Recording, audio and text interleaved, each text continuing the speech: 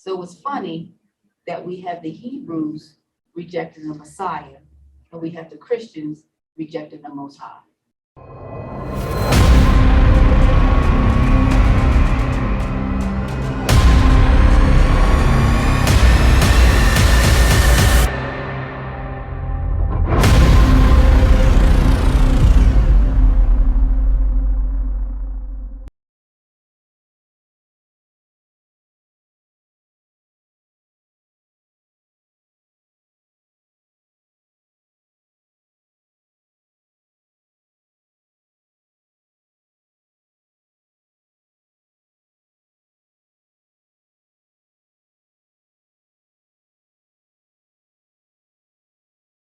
I greet you, I salute you in the name of our coming King, Yahweh Shai. It's by his blood, it's by his sacrifice, it's by his obedience that we're still a nation, we're still a holy people. And I pray that the Most High has blessed you this pagan week. We're going to open up the floor for any words of edification, any praise reports. The floor is now open.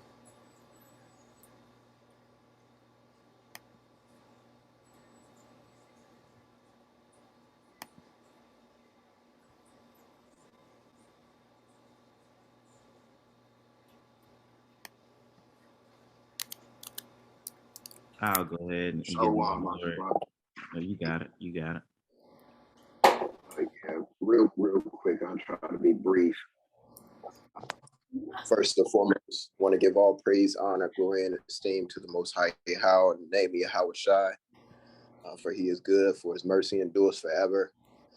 I just want to thank Him for another day of life, another day of mercy, another day of peace, even in the midst of captivity. Thank Him for the forgiveness of our sins by the blood of Yahweh Shai, the Anointed One. Just want to thank the Most High for His righteousness and choosing us to be banners for His kingdom. Ministered to two different people this past week. I mentioned one of them to you, Marah. I was working out, and this tall, he about 6'5". You know, I see him in passing every now and then, and it just so happened he started talking to me today. The day I was working out and exercising, he said, "Hey man, what I got to do to look like you?" And we both started laughing. Right. You know, we started chopping it up and found out a couple of things about him, and he was familiar with us being the Israelites, and you know, we exchanged information, and I just left that door open to him. So, you know, y'all willing in his time, we'll just chop it up with him. Maybe, like I said, Marah, when I talked to you the other day, maybe one of these days we'll be able to, you know, just extend that arm of communication to him. You know, if this is something that he wants to pursue. So just seeing how, you know, people are starting to take notice of the garments. And my manager yesterday, he came up to me, Gentile, white guy. He came up to me and said, "Hey man, how hard was it for you to stop eating pork?" And I told him, I said, it was easy. So, you know, now he told me that he's going to go a month without eating it just to see how he feels. And I told him, I said, well, take it a step further. I said, because he's familiar with the Bible. And he told me, he admitted, he said, man, I never heard of the Israelites being black until I met you, but it's starting to make a lot of sense as to what I'm reading, because it's hard to believe that Jesus is known to be a white man when he was in the Middle East. So, you know, I told him, if you're gonna essentially separate yourself from eating pork, I said, speak to the God that you know and ask him to confirm if any of the things that I've been telling you is true, and to reveal himself to you. You know, so like I say, I just wanted to give honor and praise to the Most High and thank him for allowing us to walk this walk and represent him to the best of our ability. So all praises. All praises out. The water of Abba for that work, the water of Abba for the kingdom. Anybody else? I just wanted to give the Most High all glory, honor, and praise, and thank him for giving me the eyes to see and ears to hear, and all of those who are online as well. These revelations that we get is not by any special ability of us. It's just the Spirit of the Father resting upon us, and the Son who's allowing us to see and understand these things. So I'm just thankful for that. All praises. All praises, Kal Yadala Yahweh. Whew, I want to follow that up, but I'm going to reserve my time. Anyone else? Yes. As we all have said, and starting out, thanking the Most High Yah and His Son, and like Shamaria just said, having the eyes to see and ears to hear, heart to understand.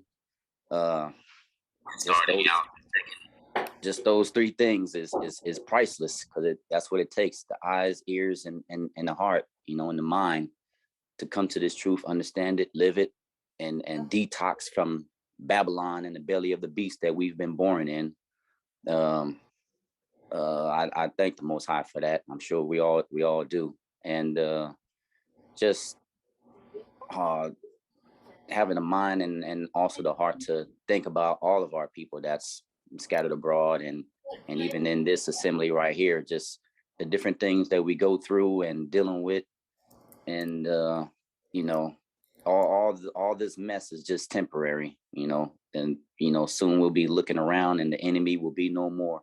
Hasatan will be no more, and all our pains, sorrows, and cries will be no more. We just got to hold on, endure it to the end in order for us to be saved out of it. So just want to say that, and and just for us all to just hold on and stay focused, because all this is not for nothing. Most High knows everything that we deal with, and He will give us the strength to endure, so He can save us, because that's what He doesn't desire to destroy anyone, but He desires for all of His people to be saved. So just wanted to say that. Kal Yadala Yahweh, Basham Yahweh Shai Malak Nawah. Anybody else? Anybody else?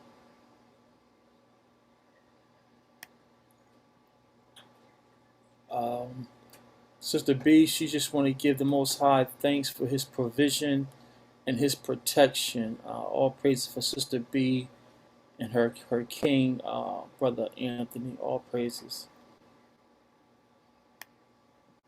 Shalom. Can I be heard? Khan says loud and clear. All praises. I just want to give all praises to the Most High for His goodness, His kindness, His mercy, which truly endures forever. To our elder brother, our kinsman redeemer, the Lamb of Elohim and the Lion of Yehuda, Yeshua HaMashiach, our King. And I just thank the Most High for life, health, and strength, the use and activity of my limbs. And I pray that He find us worthy to escape. Hallelujah. Hallelujah. The water of Abba says, the water of Abba for that. All praises. Anyone else?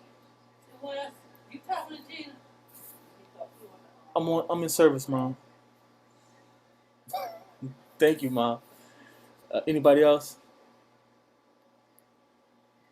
Man, I don't know where to start. Give all praises and honor. Kal Yadala Yahweh Ba'asham Yahweh Shai Malak Nawah, for all of you, for getting us through another pagan work week. I thank Him for traveling mercies. Gene and I made it down here to my mother's about almost 1 o'clock in the morning. And I don't know if any of you saw the little clip that I shared on Telegram. I tried to record while I was driving, just to show you how deep in the South we are. Not even a mile down from my mother's house, the same road we came in the darkness of the night, you have the Confederate flag flying, and they have a nice big sign in their front yard letting you know that they are sons of the Confederates. And I could walk right to their house. Like I said, it's like maybe a mile and a half away from where we are, and we came in the darkness of the night through these back roads. And I thank the Most High for His protection. We did have a little small fender bender hit Bambi's daughter last night. It scared us, but we think the Most High was minimum damage to the vehicle, and there was no damage to us. I think the Most High was no traffic coming, and He kept us through the journey. So all praises be to Abba Yah for that. Man, I don't even know where to start. Shamar Yah's praise report is man, it's right on time, and Abba Shah is going into it. I tell you all the time, family, that if the Most High has really blessed you to understand what we're living, you did the research yourself, and no one is, indoctrinating you. No one is twisting the scriptures for you. Is not to be taken lightly. You should consider yourself blessed beyond measure. I was on a Christian channel last night for about 5 hours, and it's just my heart to try to win the Christians as many as we can. And the brother allowed me to speak a little bit, and then I just muted out once I shared. I was just listening, and one of the Christians has said, he shared. Now this is a Christian channel that I'm on, and just the Israelites come in and out, and it's always contentions when the Israelite comes on. So I was just listening, and as I'm listening to this channel, I'm asking the Most High, give me the words to share, and if you don't give me anything, let me hold my mouth, because I don't want to give the Most High a black eye. I don't want to offend these Christians, because they are children of the Most High. And one of the Christians said that, now he's a Christian in seminary right now, and he's already starting to preach in the seminary school. But he shared with the people that when he feels that he's getting off track, when he feels that he's not walking in fellowship, that he turns back to the law to get him back on track. And this threw all the Christians into a frenzy. And they was like, well, wait a minute, you got to be careful. And what do you mean? What parts of the law did you go back to? Because, then another seminary doctor come on, and he was like, why do you feel now these are between Christians, and they're all friends, so it stayed cordial. But I'm listening, just waiting, like, Father, give me the words to say. So he's explaining his case, family. And he's just saying, listen, I'm not forcing this on no one else. I'm just sharing, being honest, what I do. Now, I know my righteousness is in the faith of Jesus, but I'm telling you, when I feel, this is what the brother is saying. He's saying, when I feel like I'm going too far off track, I go back and I refer to the law. So long story short, all of the Christians was trying to give him words of encouragement. And there was other pastors on there, and they were saying things like, they kept using the word sin. Now we know Christ has covered our sin, and we know we got to subdue our flesh. And this one pastor, he kept referring to Paul, because we know Paul, and he says, Paul even says, I subdue my flesh. Now, in my mind, because we study context, and we study textual criticism, and all I'm hearing, these people in my ears, I'm hearing that you have to do something, and my flesh wanted to ask them, if you have to do something, why do you teach that Christ paid it all?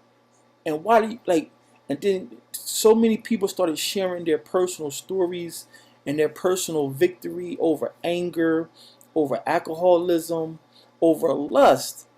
And I typed in the back chat, and not to be contentious, I'm trying to get them to see. And I typed in, well, what's the problem with anger? What's the problem with lust? And because everything they were saying, it sounds good, but what they were describing is they're transgressing the laws, because the law tells us not to lust. The law tell us not to be wine bibbers. The law tells us not to be angry and sin not. So everyone, all these Christians are well polished. A lot of them are seminary students or been in the church for deep amount of years, and even the pastors. And I'm like, if they can listen to themselves, they keep describing breaking the law, but they keep saying that Christ paid for this. And so, like Shemaryah and Abishai was saying, don't take it lightly that you understand and that you have wisdom. The Most High has granted you wisdom. So I wanted to share this verse. We shared it many times before, but let me pull it up and because it was the perfect verse to what Shemaryah and Abishai was going into. And this is one we shared many times before.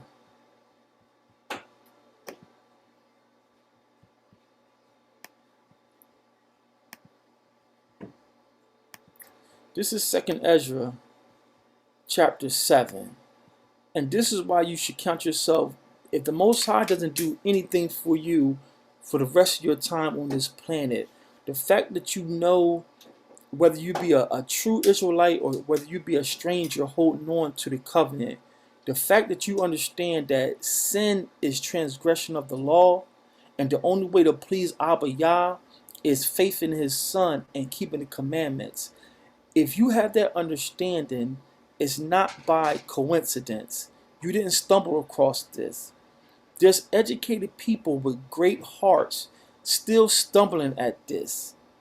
These people kept naming sins and talking about sin, and all I wanted to ask them, if Christ paid it all and the law is done, why are we still talking about sin?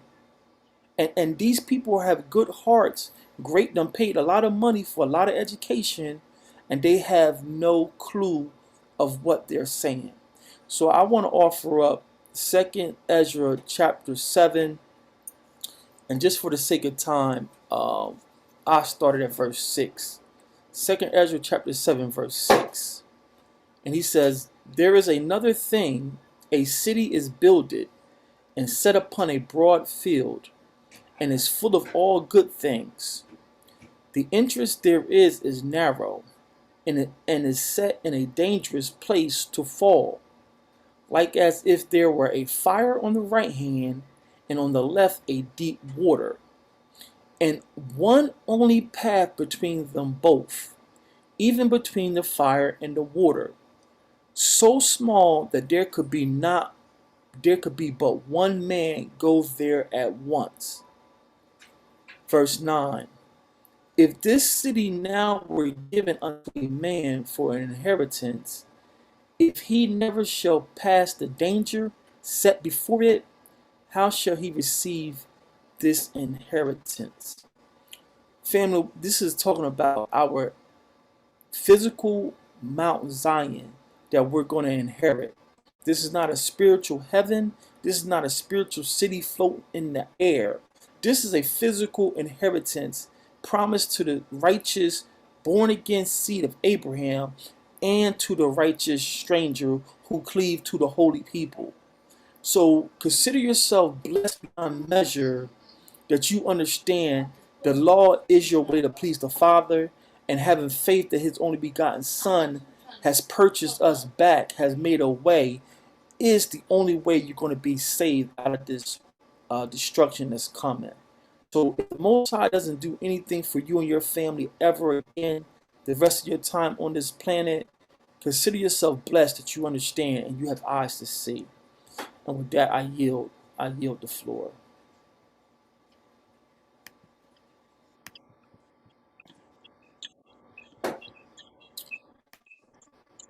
Does anyone have anything else before we move on? Yeah, yeah. Mariah,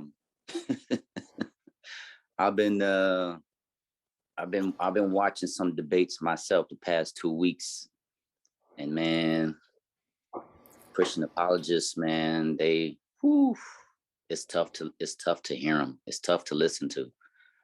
And I find it interesting because I want to know what people are thinking out there. because I use that as knowledge for myself to be able to, because if you don't know the thoughts that are out there, then you don't know, you won't be equipped to teach. So I need to know what you believe in so I can show you, like, okay, this part is okay to believe in, but you might want to tweak this because really this is what the scripture is saying. So you got to have skills, you know, when you're out there talking to people, or when you come across your own, fellow Israelite that don't even know that's who he is or she is, you know.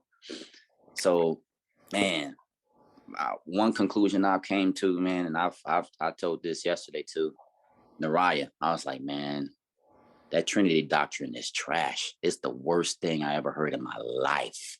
It's bad. And a few other things, you know, that and I've come across the fact that either the law is done away with or the Trinity doctrine. Those two things are the strongest things that got people. It's the strongest strongholds, man. And if people can see, like, no, you're not supposed to believe in this way.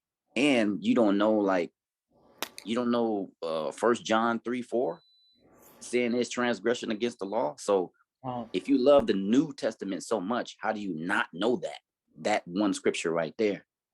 And if we're all still subject to sin, because we're still imperfect, so anybody can commit any kind of sin at any given moment, right? Because we're so imperfect.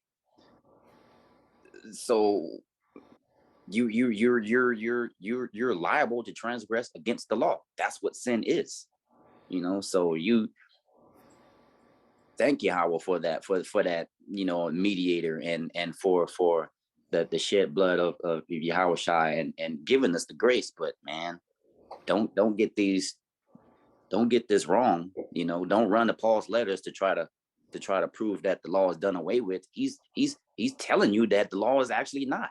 But then at the same time, people don't understand, man. Like, even if you go to Paul, Paul is saying himself, I'm talking to those who know the law. So I'm trying to show them how to believe in Yahweh Shai. I'm not teaching them the law. They know the law already.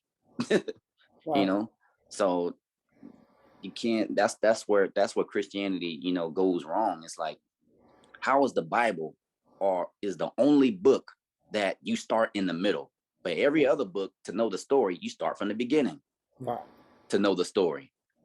And it's like, that's how you're going wrong. But you know, it's all, everything outside of this truth is illogical anyway. But man, I feel for our people, because our people are in this, you know. Our people are in this, and it's, so a lot of stuff is rough to hear, man, when you know better. It is, and it's always, you know, it becomes contentious because everyone starts scoffing someone's understanding. And it's like yesterday, their conversation stayed civil because they all agreed that they're Christians. But had one of us, there was another Israelite on the panel, and the atmosphere got so heavy, people started crying and asking for forgiveness if they had offended anyone. And I'm like, okay, so I don't want to bring up the law now because now it's going to turn the atmosphere. But it's like, why are you asking for forgiveness? And they keep tying everything to the Holy Spirit, because the Holy Spirit is going to guide us into all truth. Now, you and I know, because we're reading in context, we know truth is a euphemism for the law for us. So, and I just kept, I hope these people replay that show last night, and I hope the Most High pricked them, because one of the brothers, the one who started the conversation, now he's a seminary student, and he's preaching already in seminary. But he told them that him and his wife started keeping Shabbat, not out of legalism, just out of, and I forgot how he phrased it. And I'm like, you know, it's like, why? Why are you asking for forgiveness if you offended anyone? And if the Spirit prompted you to ask for forgiveness, what is the Spirit basing its prompting on? Like this, like, you can't get away from, the Father has order. The Father always had order. So if this Holy Spirit is prompting you, why is it prompting you to stop fornicating? Why is it prompting you to stop drinking yourself to death? And that's the question I just want to ask in a civil manner with like-minded individuals, not scoffing, not being contentious, to get these Christians to see you're saying the Holy Spirit is prompting you to do these things. Why is it prompting you to do these things? Because this is the law, this is the instructions that was set up by Abba. So could family continue to pray for me, pray for the family, and pray for these Christians, but more importantly, give the Most High praise that He has removed the scales from your eyes. Don't become egotistical and self-righteous, but you are special. You are special. You haven't, for all of us not to spend $1 in seminary, we just had a heart to want to please Abba, and He's answering our requests to show us the way. So consider yourself, you are special. If no one ever told you that, you are special, you are highly favored, and you are beloved of the highest. All praises be to Abba Yah. If all hearts and minds are clear, we're going to transition. Tomorrow is pagan SUN day. I won't be fasting because I'm down here with my family. I'm trying to socialize and just bear with me. Y'all know the situation. But tomorrow is the holy day of set apart day of fast. If you can, 12 hours of liquid. If you're new to this, build yourself up. Even you can start with soda, juice, and then as you get stronger, graduate to natural liquids. And we're really seeking Abba for the spiritual gifts back. We need the spirit of discernment to discern when people mean us no good. We need to understand when people are playing with us and people are just out to steal what we have. Like the elder says, a lot of people want to seek out our liberty that we have in Christ. Now, the liberty we have is not to live lawless, but we do have liberty, freedom of condemnation when we transgress the law. So, as much as you can, seek the Father tomorrow. This pagan Monday, is one of their holidays. I hate to even use their terminology. So this pagan Monday for us is the third Shabbat. Is it? I'm losing track. Is this 22 or 29 for us? Anyone knows? I think this is 20. It's 29, Mariah. 20. The water of 29, Abba. the last one. The water of Abba. So this pagan Monday is our last Shabbat of the calendar. If you can, please scan the western sky as the sun get low and see if Father's going to bless us with a new crescent either Monday or Tuesday. We have a men's fellowship coming in. We have a all-night shut-in, old school. I tell you guys all the time, I'm from the old school Pentecostal church, and everything we learned in church is not wrong. So by request of Nehemiah, he wants the brothers to come together again and have an all-night shut-in. That's going to be Pagan Friday, June the 10th. I think it's the calendar, and we'll start at our house. All you have the address, and then we'll transition to the Bayat to build up the brothers and seek the Father in prayer and scripture. Double check me. I think June the 10th is a Friday. It's a pagan Friday. So we'll be shutting in all night seeking the Father for the brotherhood, because we're going to stand or fall by the men of the nation. We always stand or fall by the men of the nation. So that's coming up. I don't have anything else. I don't think anybody celebrating any milestones, any birthdays, anniversaries, any promotions. No. All right, Kaya Dala Yahweh. We're going to today. We're going to be in the hands of Akshamarya. I'm excited to. I'm always excited to sit back. I'm always happy to sit back and learn when I don't have to do the heavy lifting. So I'm excited to see what the Most High has put on this young man's heart. We're going to transition real briefly into Sharash Ibar. Let me get it on the screen here.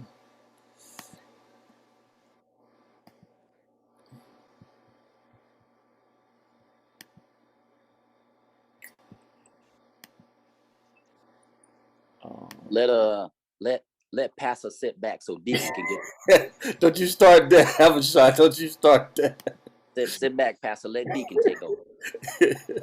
Hey man, I need the rest. I ain't gonna lie. I need it. I need it. I thank the Most High for this brother. So this is our exercise for today. Sharash Ibar.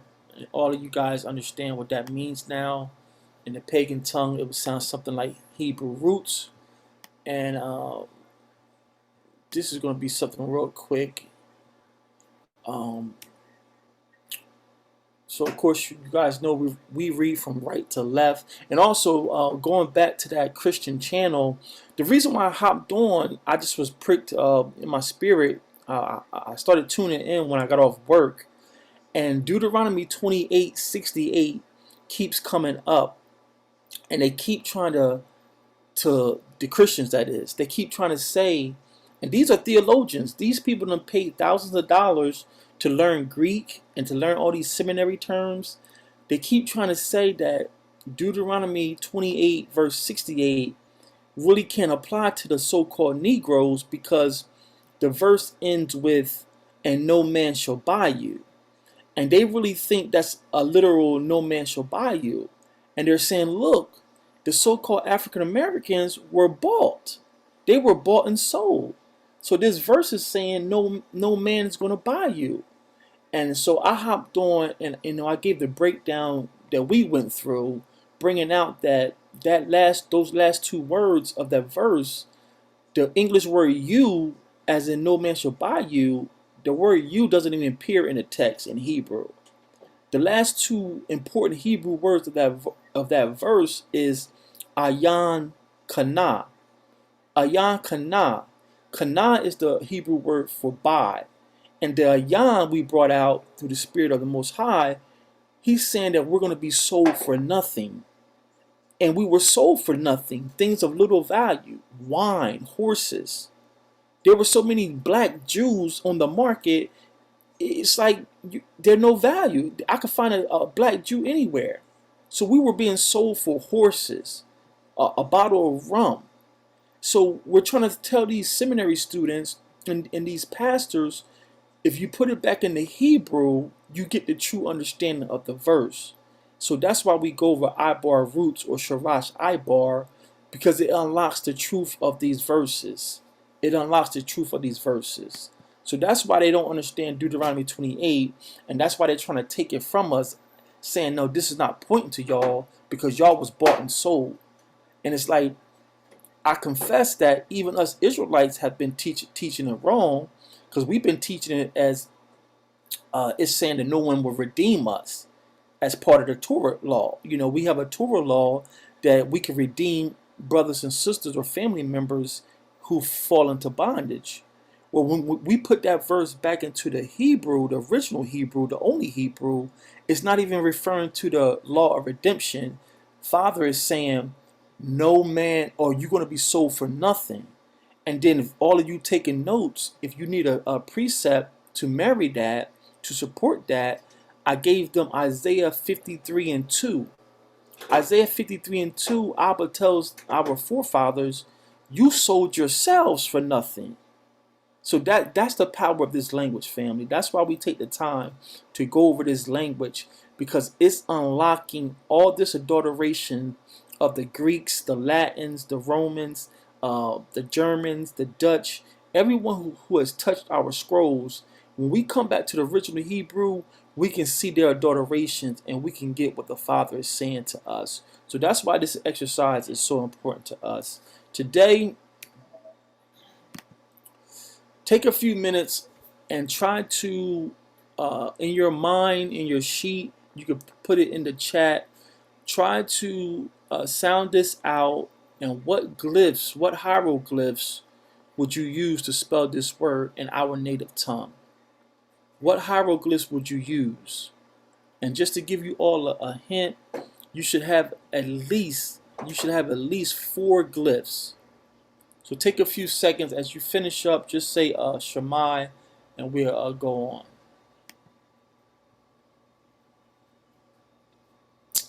And Nariah pulled Psalms 44 and 12. Let me go there while y'all do this.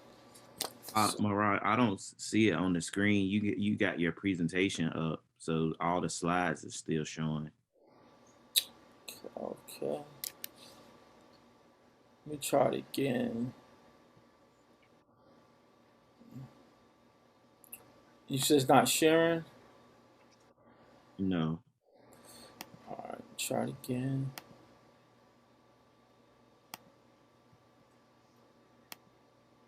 How about now? We see the screen. It's just it's not in presentation mode. It's just like, PowerPoint mode or whatever. Okay. What do you see now?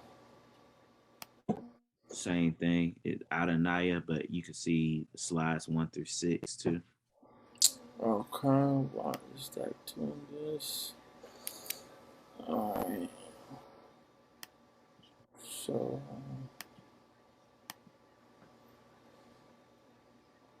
I'm down in the woods, so let me do this.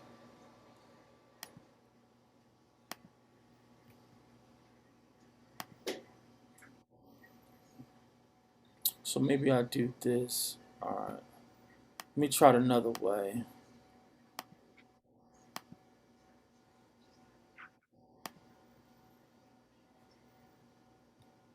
Close that.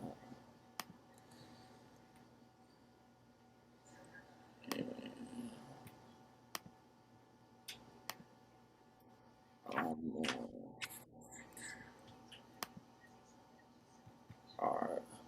So let me clean my desktop up. And how about now?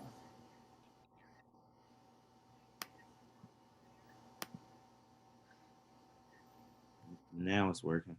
Oh, praise the water of the Ba. So take the time. You should come up with at least four glyphs for this word. I'm gonna read this precept that Nariah just offered, Psalms 44 and 12.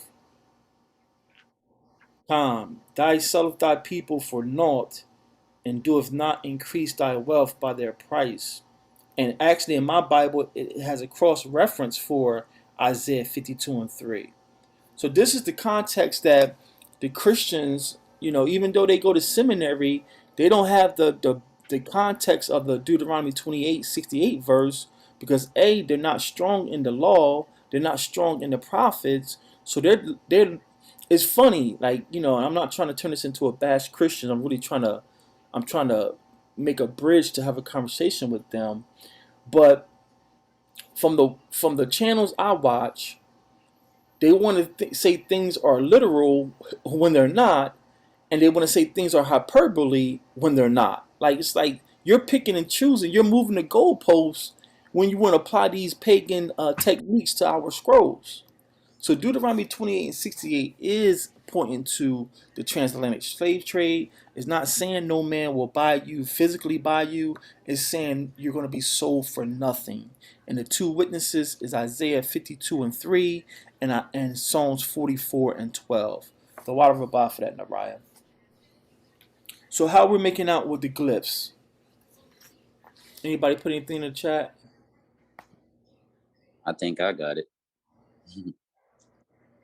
Everyone's ready? Con. Anyone still working?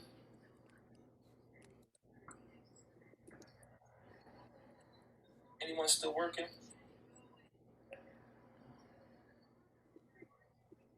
All right. So Abishai, you came up first, nice and strong. What glyphs did you come up with? I got the bull, the strength of the leader for the I. I got the tent door and the path for the da. And then the seed for the na, and the strength of the the arm, or the work of the arm for the ya. Khan, great word, Ak. He said the ox head, the tent door, the seed, and the arm of a man. Anyone has anything different? Anybody come up with anything different?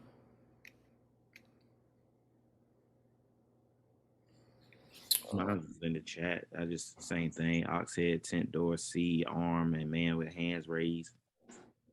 So you added one. You added the man with the hands raised.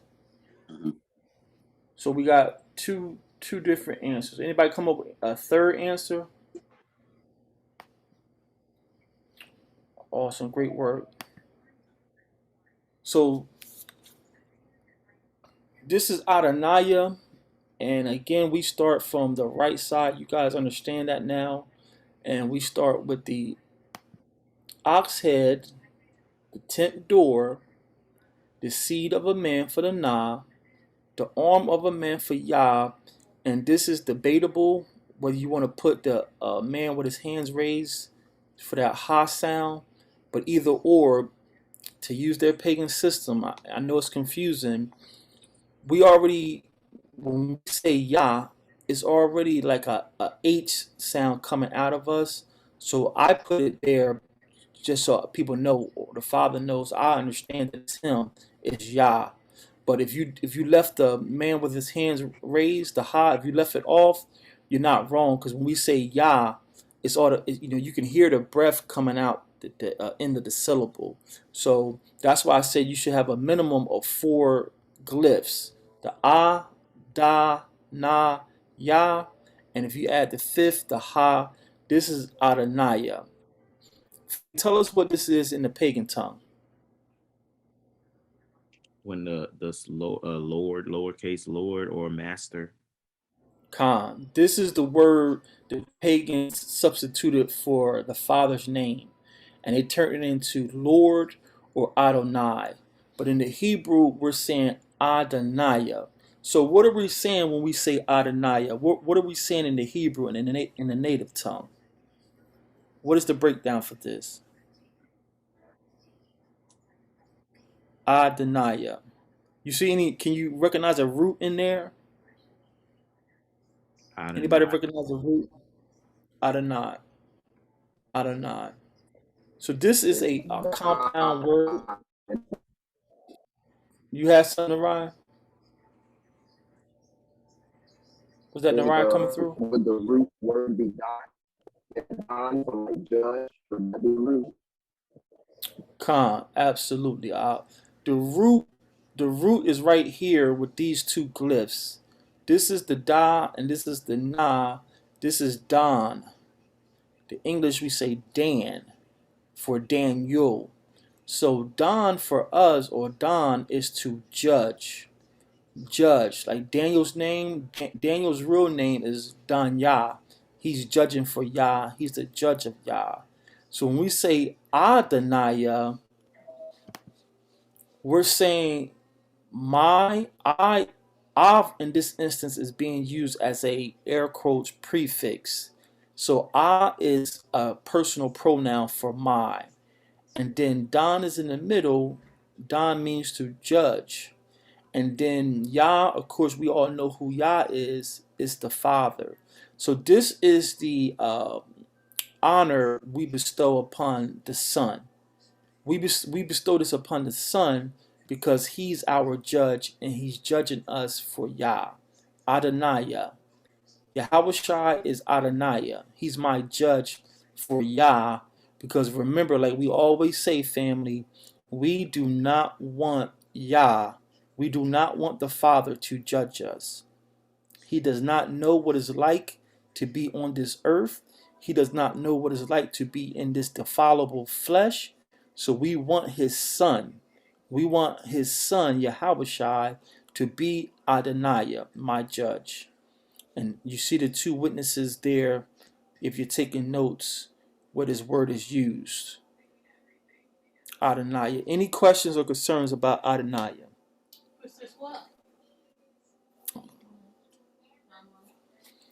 And just to put it in a phrase, you can say Barakatha Adonai. Barakatha Adonai. Blessed be you, my judge.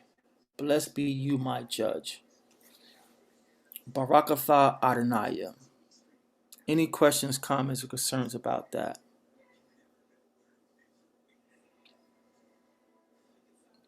All right, so that's all I have, family. We're going to get ready. I'm going to get out your way, as they say inside the church. I'm going to get out your way. And what do you need me to do? Are you ready to? Oh, sorry. Let me do this so you can control the meeting.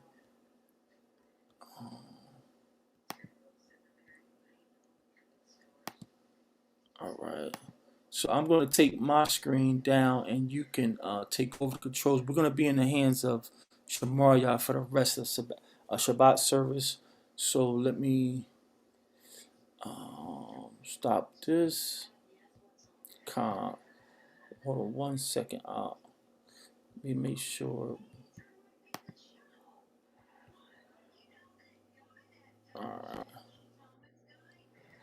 Calm.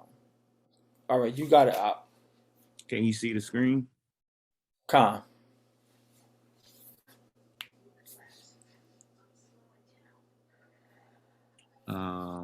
Okay, good. All right. So shalom, everybody. I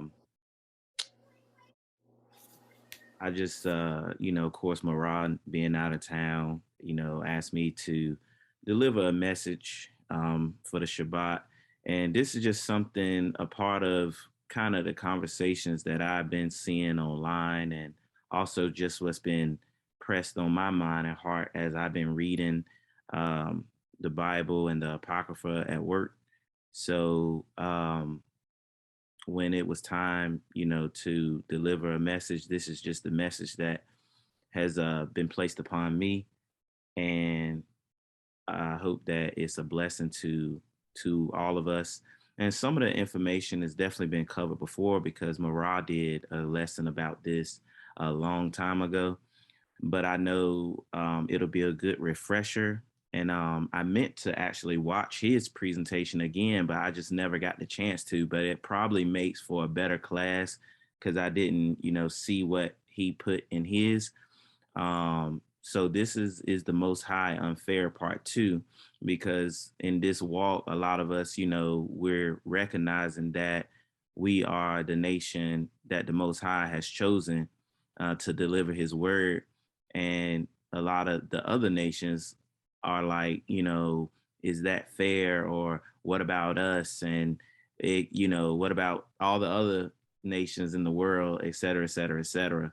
So this is just something that is keeping the book and keeping the word in context to what we have been taught. So this is a scripture heavy lesson. I like to usually try to put video and animations and all kinds of fun stuff in there. But for this one, it's just, I didn't even really get to finish it. So, I mean, it's so much more that I've been seeing that I wanted to express, but we'll be here forever. So it's not finished. I'll continue to work on it. And I think it's enough meat there for the message to be given and to come across, but it's definitely scripturally heavy. Let's see. Before you get into it, let me go back. Pull yours down. Sis want to see the vocabulary one more time. I don't want to forget. Let's see. I don't even see my I don't even see my mouse on here. I see. Let's see. Let me see.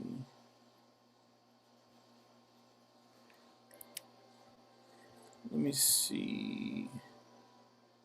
Oh, yeah, it's trying to go to. Hold on. Don't forward yours. Let me pull this up for sis. Sis, which screen was you trying to see? Oh, it's not mine. You're still up. Let me. There we go. I got you.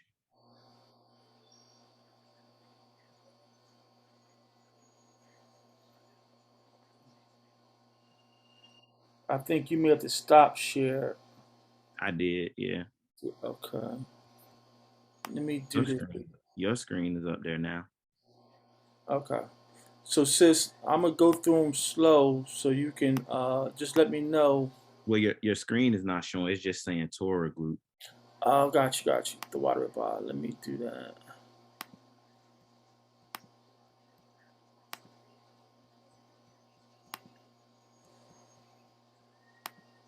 Because we'll get going and I'll forget to come back.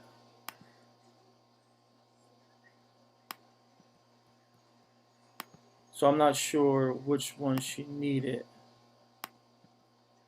The fifth screen. She said the fifth one. Mm-hmm.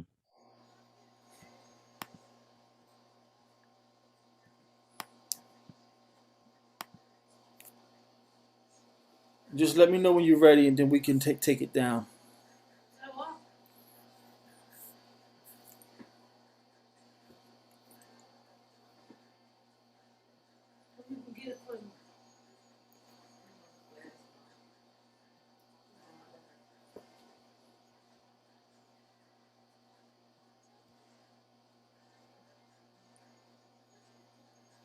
Sis B, you okay? You good?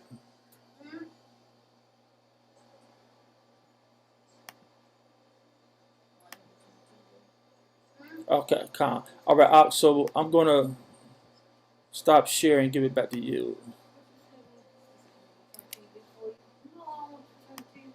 All right,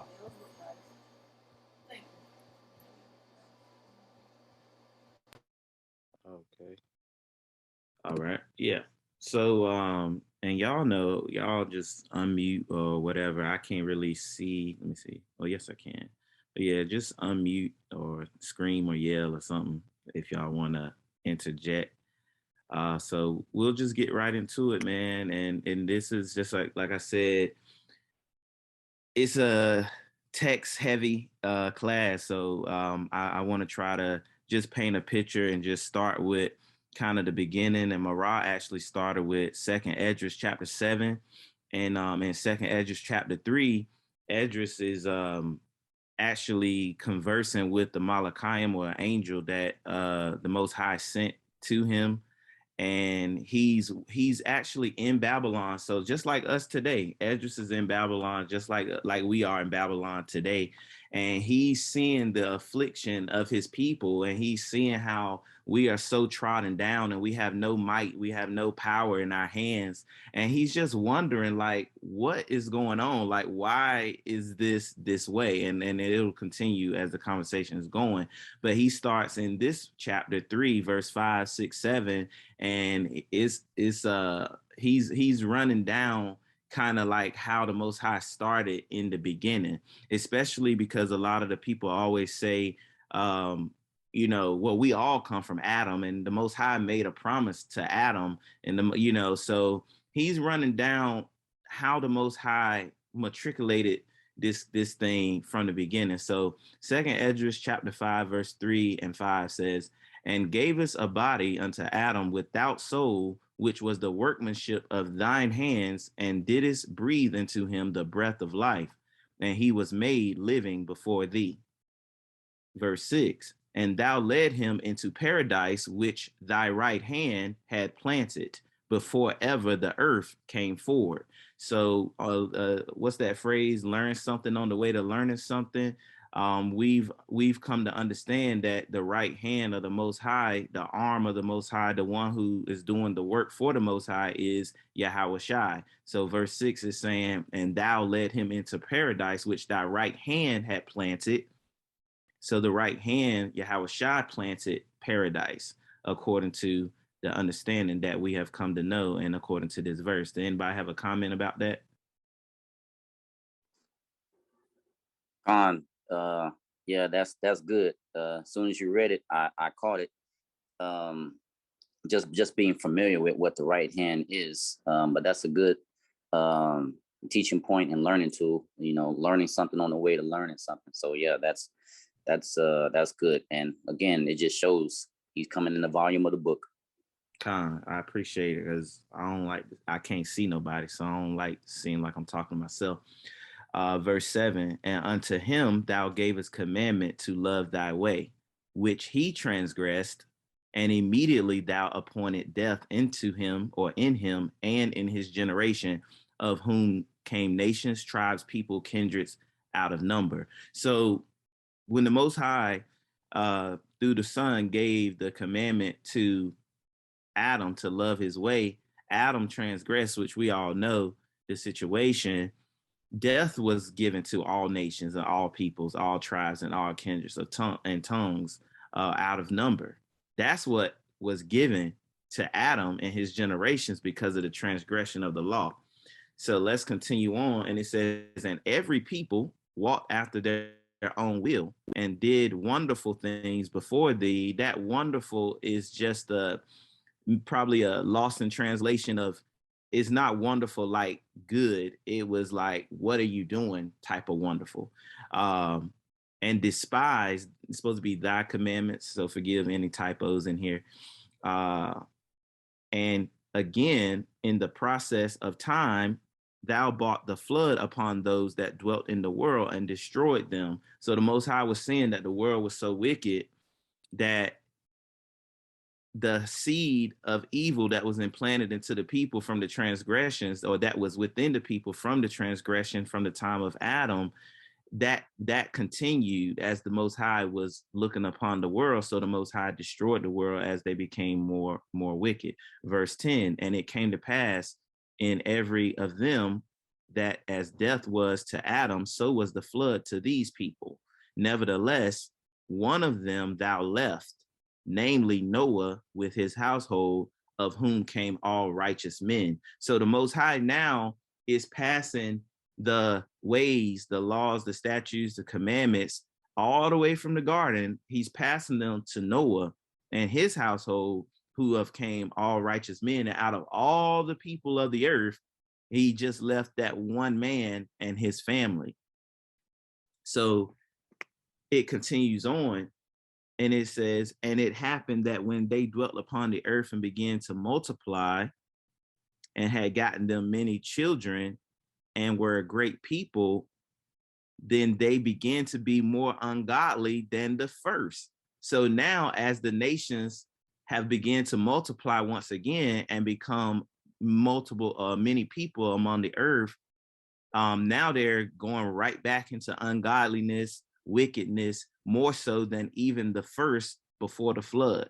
And it says, now when they lived so wickedly before the Most High, thou didst choose thee a man from among them whose name was Abraham. So now we have another situation that's going on where the Most High, out of the multitudes of people, he saw one righteous man whom he loved. Verse 14 says, him thou loved, and unto him only thou showed thy will, and madest an everlasting covenant with him, promising him that thou will never forsake his seed. So a lot of people will go to, well, Abraham had a promise, and that promise is, the way they teach it is that that promise is different than the promise that he gave from Noah, the promise that was different that was made between Isaac and Jacob. But the promise you see here, he's saying you're promising him that you would never forsake his seed. So we're going to continue on and see how the Most High is starting to sift. He's sifting this thing out. And the Most High is the one that's doing this choosing out of all the men and all the nations of the earth. So to Abraham, verse 16, it says, unto him thou gavest Isaac, and unto Isaac thou gavest Jacob and Esau. So the Most High gave Abraham a son, Isaac, that he chose to continue the promise through. And unto Isaac, he gave him two sons, Jacob and Esau. It says, as for Jacob, thou didst choose him to thee, or you chose him to yourself. And you put away Esau, And so Jacob became a great multitude. I can't see that comment. Let me see if I can. Reggie, Abishai, can you see that comment? What does that say? The last comment that was in No, the that's chat. just to you. Would you want to read her? No. You good? I'm good. Yeah. Okay. Our praise. Yeah. So yeah, appreciate that. So verse 17 it says, verse 16, and Jacob became a great multitude. Verse 17, and it came to pass that when thou led his seed out of Egypt, thou brought them up to Mount Sinai, and bowing the heavens, thou didst set fast the earth, moved the whole world, and made the depths tremble, and troubled the men of that age. Verse 19, and thy glory went through 4 gates of fire and of earthquake and of wind and of cold, that thou mightest give the law unto the seed of Jacob and diligence to the generation of Israel. So a lot of people like to say that the law too, also it just came when they came out of Egypt. But if we go back to what we was just reading before, you see that commandments were given in the garden from the beginning, because we've spoke on this before, but I didn't put it in here. But the commandments and jubilees is showing you that the commandments are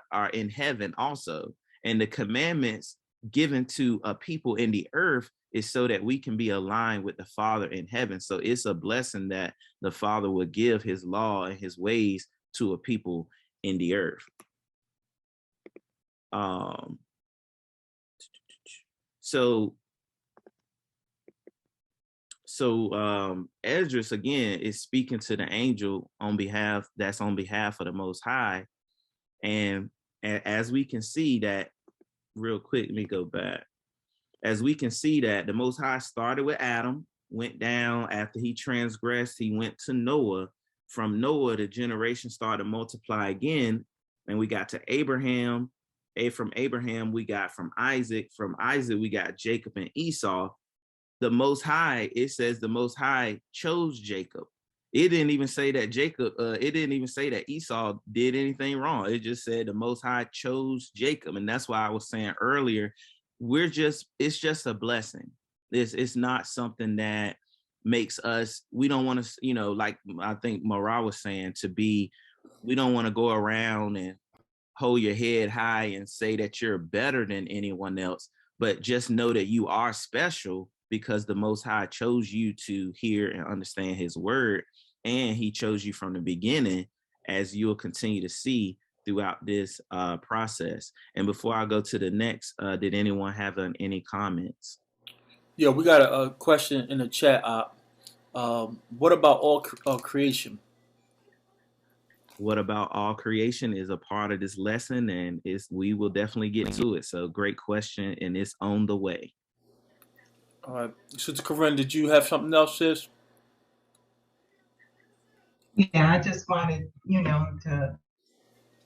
I'm glad you're going to bring that out, but all the Most High word, every word that proceeded out of the mouth of Yah is his holy Torah. So he gave even the luminaries and the sea and every creature on the earth and in the Shamayim his law. But man is the only one that does not obey. The luminaries obey, the birds obey, the trees obey, the seed and the earth, everything obeys except man. No, that's good. Let me see if I can join the. And B. Thompson, he adds, he says he agreed he was reading on Noah being given laws on unclean animals and clean animals, and that gives laws that those laws given had to be passed down to follow. And you're absolutely correct. You absolutely correct, B. The law didn't show up with Moses. It was started with Adam. So Noah knew what was clean and unclean from Adam, and then Noah got a renewed contract. And that's another thing about this pagan language. They read the word new in English, N-E-W, and it's saying, see, this is new, this is new. And it's not, in the Hebrew, it's Kadash, it's being renewed. So a new generation who fell away and stopped doing it, they were getting a renewed set of instructions. It wasn't new. So no, you're absolutely right, B. Appreciate that, Mara. So continuing on, Ezra is again still speaking with the Most High's messenger, and he's saying, verse 31 of the same chapter, he's saying, I do not remember how this way may be left. Are they then of Babylon better than they of Zion? Because he's asking this, it's just like today, because you're seeing the presidents and the corrupt governments and even just the other nations who are prospering, whereas as a whole, not a few individuals who, cut some deals and got some wealth and all that, but we're talking about as a whole, our nation is still at the bottom. And they said it, I even seen one article a while back, I'll have to pull it out, this is just off the fly, but it was saying how by 2050, the blacks in America would be pretty much net worth of zero if the things continue the way that they are. And we're seeing all the other nations get reparations and monies and different things, and they're not nowhere near keeping the commandments of the Most High. This is the exact same thing that Ezra was feeling in his time. So he's asking the Most High in verse 32, is there any other people that know of thee besides Israel? Or what generation have so believed thy covenants as Jacob? And there's a reason why he's asking that question. There's some precepts that he already knew that he was like, well, this ain't adding up. And he says, verse 33, and yet their reward appeareth not. They're not getting punished for what they're doing, and their labor have no fruit. For I have gone here and there through the heathen, and I've seen them, and I see that they flow in wealth, and think not upon, it's supposed to be thy commandments, but autocorrect sometimes, wants to mess it up. So again, he's saying he's just like us, guys. It's not a captivity where he was just, some slave. No, he could walk around, he could talk to people, he could see what was going on just like us. And he's like, man, these people flowing in wealth, everything seems great. Everything seems like it's going well for them, but they not even thinking upon thy commandments.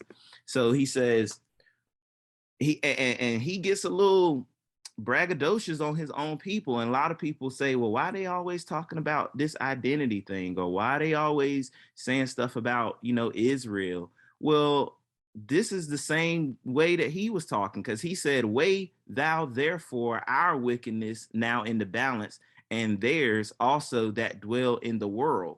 And so shall thy name nowhere be found but in Israel. So what he's saying here is that he's saying, compare us to them.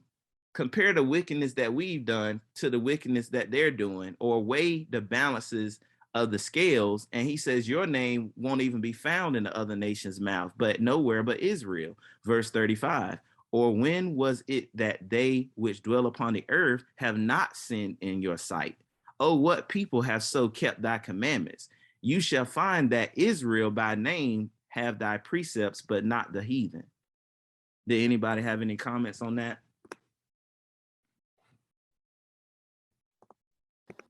No, it's just, we're preaching to the choir, but this will be a public presentation, and it's clearly obvious why the other nations wanted to take this out the Bible and tell you that this is not authorized literature. To me, it's a dead giveaway. Of course, you don't want to read this in your church, and but it's part of your original 1611. So this is what these are the conversations we're trying to have with the Christians, and I pray this falls on fruitful ears. That's all I got. So as we can see here from the beginning, the Most High, how he passed down the commandments from Adam all the way to Jacob. And we see Esdras in the captivity wondering about the downtrodden of his people. And how he also knows that the covenant and the precepts have been only known by Jacob or Israel. And we're going to continue with Esdras and his conversation as we go on. But at this time, we're going to see that the Most High has divided the nations himself. So starting off with Jubilees, chapter 15, we definitely covered this before. Some people like to call this the mini Genesis, or some even call it the greater Genesis. But Jubilees 15 and verse 30 says, "For Ishmael and his sons and his brothers and Esau, Yahweh did not cause to approach him, and he chose them not because they are the children of Abraham, because he knew them, but he chose Yasha'Allah, Israel, to be his people." So this is step one in the continuing of what about the other nations. It says here that the Most High took the other sons of Abraham and Ishmael and his brothers, and he sent them away from him. He caused them not to approach him. Verse 31. Before you go too far, B, you want to ask your question, B?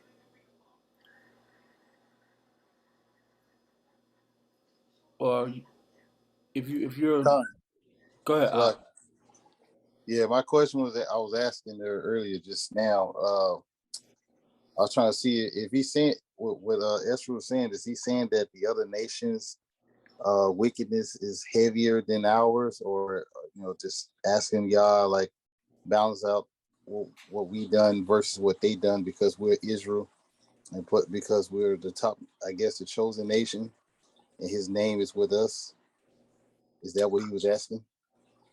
He's seeing, him being in captivity and going around and being in Babylon. I try to use it like an instance today. We're seeing the rate of murder, abortions.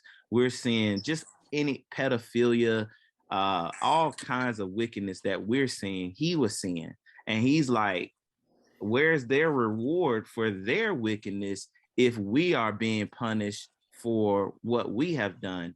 And he's trying to figure out, and you kind of have to go back. I didn't want, like, you could really just read the whole thing straight through. So you kind of have to go back and read it to get the full context of the conversation. But he's going to come back again and continue to speak. But that is right. He was seeing the wickedness of Babylon at the time, and he was just wondering, like, well, basically like what we would ask. That's why I like that book so much, because it's like, well, we getting beat over the head, but what about them when they doing X, Y, Z, Z, Z? But it's a reason why.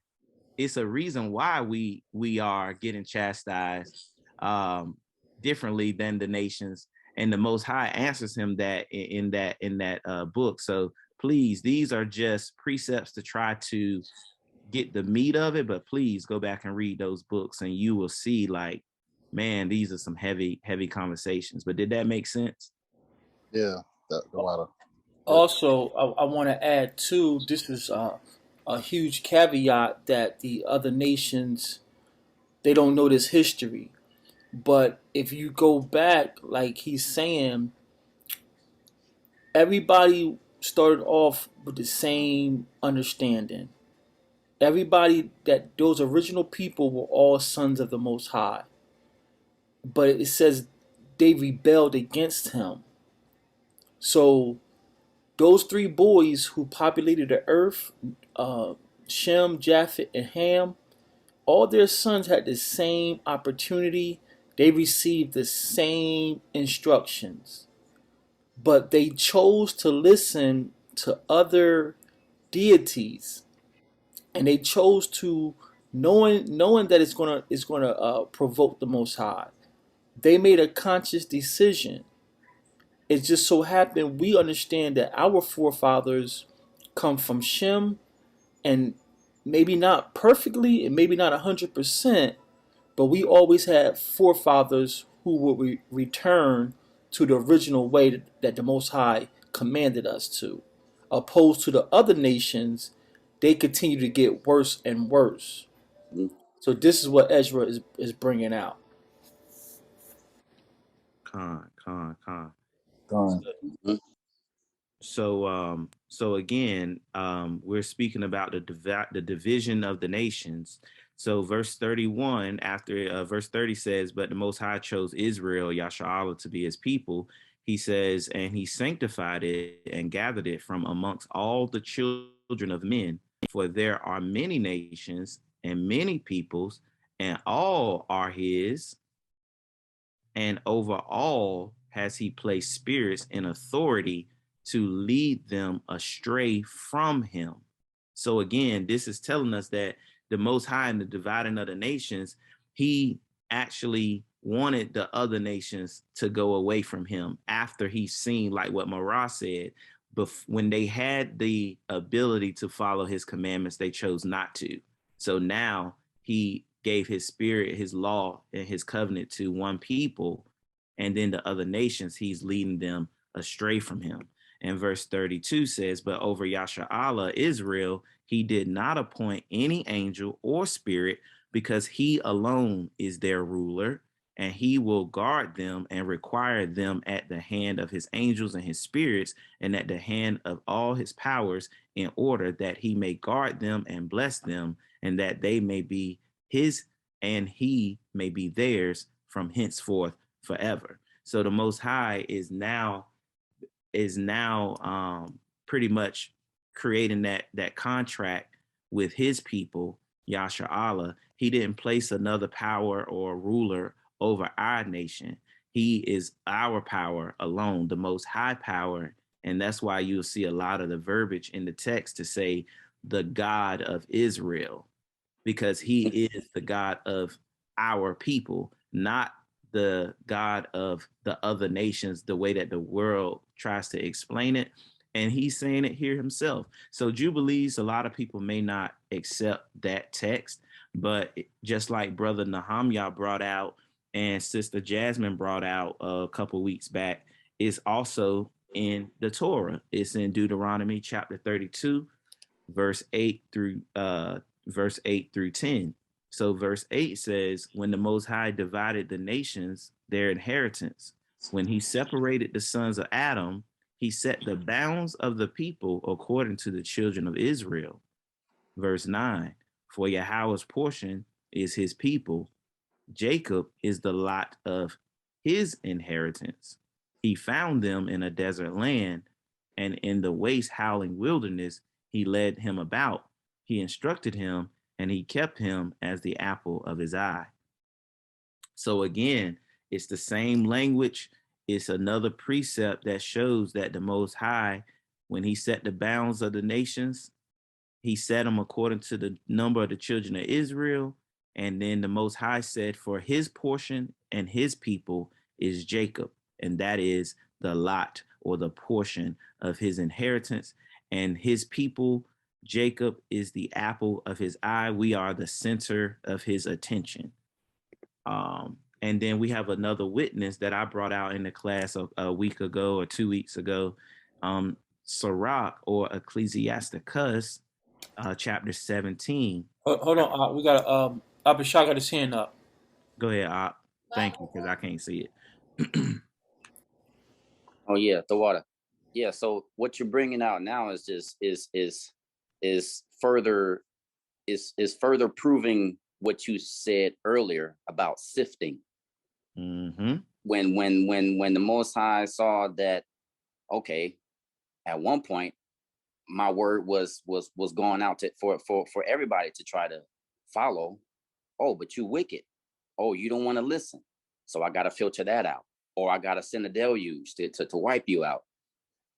And then after a while, you see that the Most High didn't just allow people just to go their own way, which was a filtration within itself, because they're choosing. But then now he's doing the sifting by allowing these spirits to be upon all these other people, so they can really get away from him. So it's like when the Most High does the sifting, there ain't nothing you can do about it. He's already like super rejected you because you've already rejected him first. You know, so these scriptures right here are good for people to see. And like Morale Abijah was saying, just saying himself, it's the history. People don't know this history. or the fact that these books have become non-canonical, people don't want to believe in it. But it's like, no, these are proving the point to what we read in the Torah. These scriptures have been written to prove and show the point. They're just reiterating, or like you said, it's the greater Genesis. All it's doing is reiterating and filling in the gaps of the stories that we've already read. It's lining up perfectly, and it makes sense when you see the world we live in now, and you see why there's so many different religions, because the spirits is over these people. Khan, I agree. I appreciate that comment. That's right on time. And yeah, it's just continuing the theme, man, and it's continuing. It's right there in the Torah. There's other books that people may not consider that's saying the same thing, and then the book that was like Marah was saying in the 1611, Sirach or Ecclesiasticus. Now he's saying it again, and this is, if I'm not mistaken, is this Solomon, Marah? No, No, this is Yahushua, right? This is the other Yahushua. which one you referring to, Sirach or Sirach. no? This is an elder who grew up in Egypt. He grew up in Alexandria, Egypt. Yeah, He is found, that Yahushua, son of Sirach, correct? yeah, yeah. His name is his name is Yahushua Khan. Right, Yahushua, son of Sirach. Yeah. Right.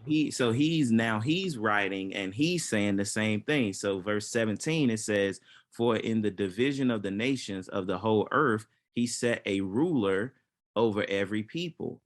But Israel, Yasharallah, is Yahweh's portion, whom being his firstborn, he nourisheth his love and doeth not forsake him.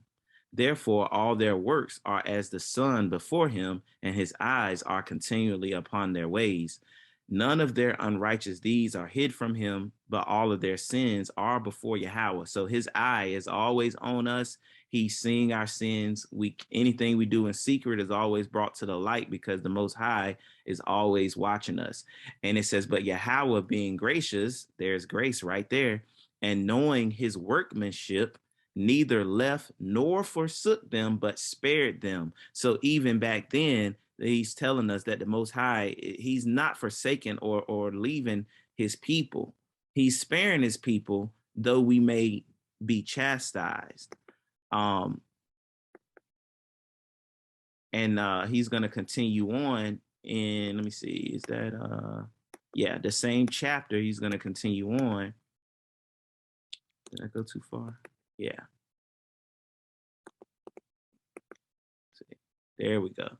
So now he's running it down in his way and in his day and in his time. And I started to see this pattern in the book when I was reading. I'm like, see, this is how we were able to get a so-called Bible today, because the history of our people was that we wrote things down. We wrote these things down and we carried it with us.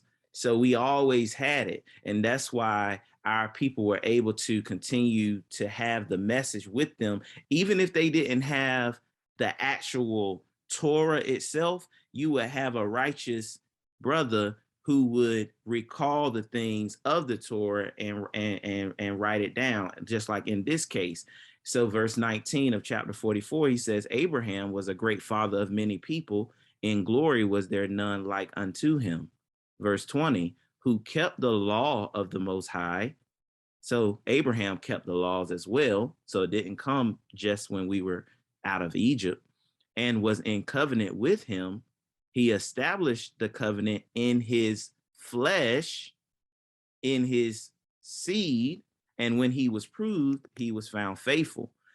21, "Therefore he assured him by an oath that he would bless the nations in his seed." And that could mean in Hebrew, ba, in, or by, or so it could be bless the nations by his seed, but bless the nations in his seed, and that he would multiply him as the dust of the earth, and exalt or raise up his seed as the stars, and cause them to inherit from sea to sea, and from river unto the uttermost or the utmost part of the land.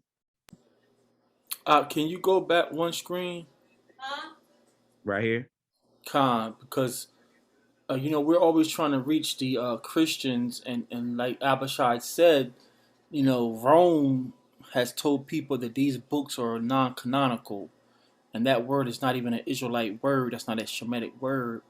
But what Sister Corinne pointed out, what you pulled here in Sirach 17, verses 17 through 21, you can find the same language in Psalms 51. So for those Christians who are unfamiliar with this text, or you were told this text is non-canonical, is witchcraft, and all these other labels that these seminary people throw out there to manipulate people, the Apocryphal books, these writings marry up the so-called 66 books almost to a T. So if anyone who's unfamiliar with Sirach, pull up Sirach 17 and compare it to Psalms 51. It's the same language. Same language. I just want to point that out. Yes, appreciate it. And yeah, that's the same thing I've been finding. And like I said, I didn't even get a chance to add all the precepts in there. So please interject. I appreciate it. So right here is where I was. So he's talking about Abraham, and he's saying Abraham kept the law. So the Most High made a covenant with him, and he assured him that he would bless the nations in his seed, and that he would multiply him as the dust of the earth. Verse 22, it says, with Isaac did he establish likewise. Now, the reason why he did the establishing likewise for Isaac, it says here, is for Abraham, his father's sake, the blessing of all me, or I think that's supposed to have been all men. Let me double check real quick while I got the book in front of me. It could be a typo. I just try to get it on the screen for y'all so I ain't have to go do a bunch of back and forth. So please forgive me. Verse 22 says,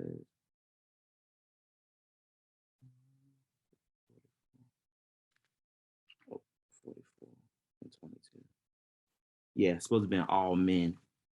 So yeah, it says, the blessing of all men and the covenant, and made it rest upon the head of Jacob. So the Most High saw Abraham. Abraham was given a covenant with the Most High, and he said that covenant was made in his flesh. So it is about a physical people, a physical seed. And then the Most High established the same through Isaac for Abraham's sake. But then he said he made that covenant rest upon the head of Jacob. And he acknowledged him in his blessing and gave Jacob a heritage. And he took the heritage for Jacob and divided the portions among the 12 tribes. And he did part them. So we can see again, like Abishai was saying, and like I said earlier, the Most High started doing a sifting. The Most High started doing a sifting like a gardener. And the Most High took the same covenant and he continued it because he said the covenant was going to be in his flesh. So once Abraham is gone to rest and to sleep, the covenant must continue on with Isaac, and the covenant must continue on with Jacob. But when it got to Jacob, he said, I'm going to make it rest upon the head of Jacob, and I'm going to take this covenant and this heritage and divide it among all your 12 sons, the 12 tribes of Yasha'Allah. Did anybody have a comment about that part? No, you're talking good. You're talking good. I appreciate it.